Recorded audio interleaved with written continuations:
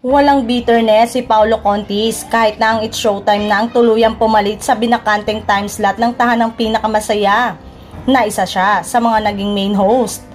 Willing nga raw si Paolo na makatrabaho ang host ng Kapamilya Noontime Show.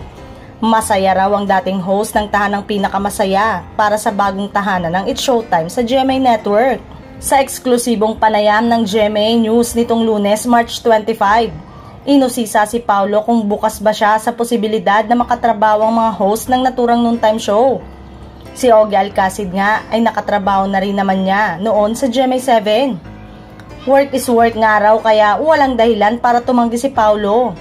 Marami rin ang pumuri kay Paolo nang sabihin niya na I'm very happy na meron silang lugar sa 7. Sabi naman ng ibang netizen, what if kung si Paolo ang isa lang ng GMA Network sa It's Showtime bilang regular host? Ang bongga lang kung makakabardagulan ni Vice Ganda si Paolo sa kanilang noontime show.